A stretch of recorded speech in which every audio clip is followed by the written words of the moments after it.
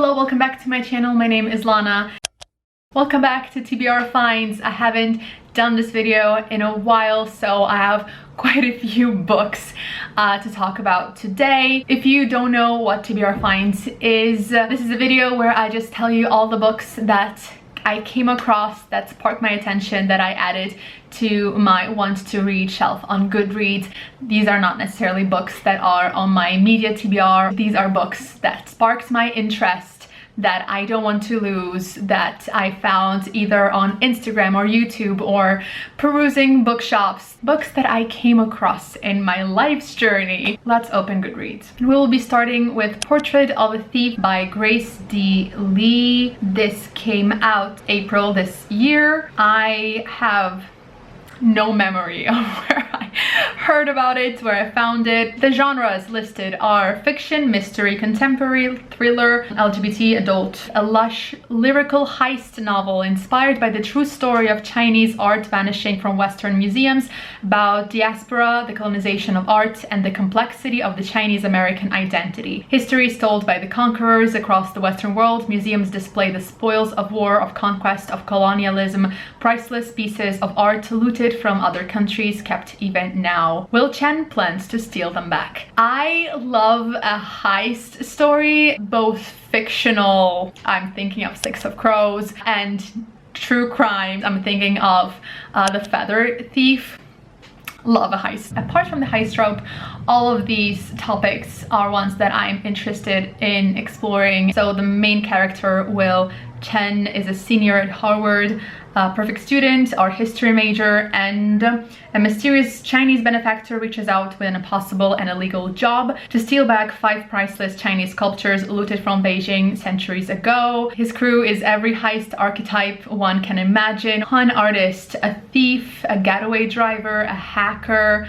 Each member of his crew has their own complicated relationship with China and their identity they've cultivated as Chinese Americans. But when Will asks, none of them can turn him down. As I've already mentioned in my book haul video, I'm interested in Chinese history and culture as of late as I'm learning Mandarin, so I have high hopes for this. Next is a book that I'm very interested in theory, but I'm very intimidated by. And it's Babel, or The Necessity of Violence, an Arcane History of the Oxford Translator's Revolution by R.F. Kuang. This author is very well known for the Poppy Word trilogy that people are obsessed with. I personally have never read it. It's not something I'm very interested in. This one, on the other hand, it says, Traduttore, traditore, an act of translation is always an act of betrayal.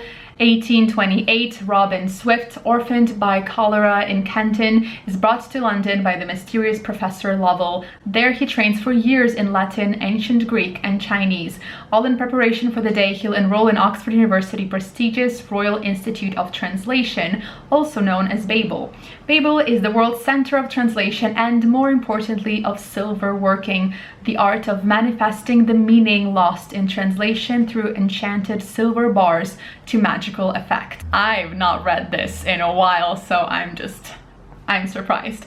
Silver working has made the British Empire unparalleled in power, and Babel's research in foreign languages serves the Empire's quest to colonize everything it encounters. For Robin, a Chinese boy raised in Britain, serving Babel inevitably means betraying his motherland. When Britain pursues an unjust war with China over silver and opium, Robin must decide, can powerful institutions be changed from within, or does revolution always require violence?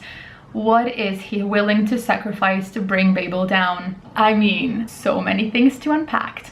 The pictures I've seen of this book, it's big. How many pages is it? It's 560 pages, and I believe it. There's just so much, even in this little book description, and there are so many points here that I am so excited about and interested in reading. Again, this talks about imperialism and colonization and China, but it also talks about languages and translation. I personally worked as a translator a lot, and I still occasionally do it, and I have a lot of thoughts about it, and I don't love doing it, and I just have a lot of feelings about it, and I wonder if this book will touch upon those feelings, because there's a lot to unpack there. Anyway, this book sounds amazing, but very intimidating. I never told you the genres: fantasy, historical fiction, adult, and that's it.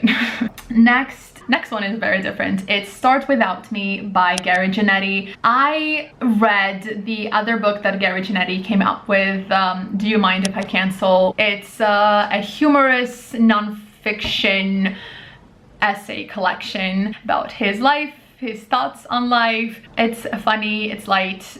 I feel like sometimes he does go a little too far. I think I once mentioned this book in a video and I said something along the lines of, like, it's a fun book to read, but I don't think I would be necessarily friends with Gary Janetti.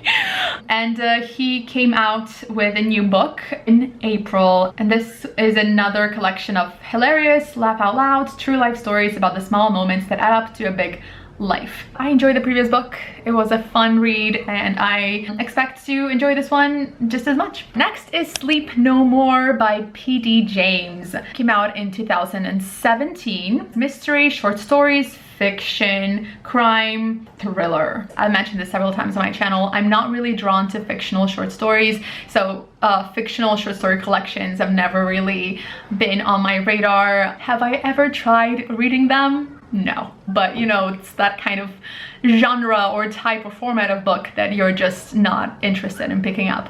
This was always the case for me before I found this book. No one gets inside the head of the murderer or makes it a more thrilling read than the late great P.D. James. A new fiendishly entertaining gathering of previously uncollected stories from the author of Death Comes to Pemberley and The Private Patient. It's not always a question of whodunit. Sometimes there's more mystery in the why or how. This book has a 3.8 star rating. It sounds delightful, and I think if I were to try a short story collection, this is what I would go for. Something about murder.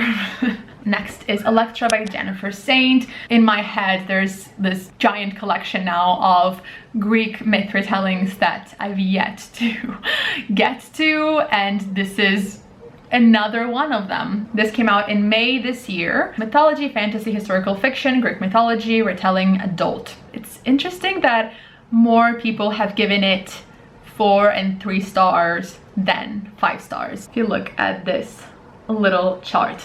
Before getting to it, I should check the reviews. This is the story of 3 women, their fates inextricably tied to this curse and the fickle nature of men and gods. Clytemnestra, the sister of Helen, wife of Agamemnon, her hopes of averting the curse are dashed when her sister is taken to Troy by the feckless Paris. Her husband raises a great army against them and determines to win whatever the cost.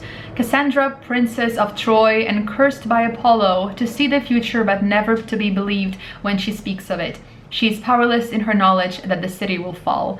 Elektra, the youngest daughter of Clytemnestra and Agamemnon. Elektra is horrified by the bloodletting of her kin. But can she escape the curse, or is her own destiny also bound by violence? I do want to check the reviews and see why people have not given it more 5 stars. I like anything that has to do with the Trojan War, so this book sounds like something I would really enjoy, but I'm gonna look at the reviews before picking it up. Next is Through the Language Glass, Why the World Looks Different in Other Languages by Guy Docher.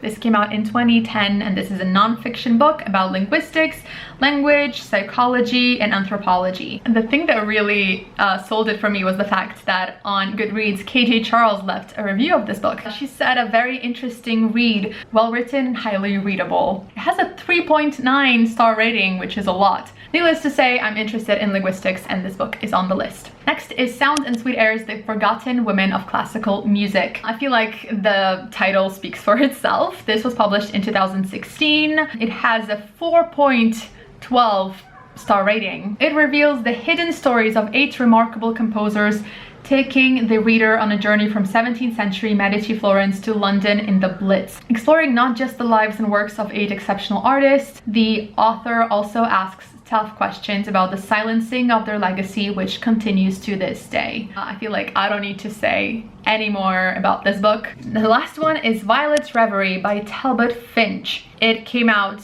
in June this year. It's only 219 pages. Historical romance, LGBT, paranormal, gothic. Historically, I like historical male romances, especially if there's some kind of not supernatural mystery element to them. So this caught my attention.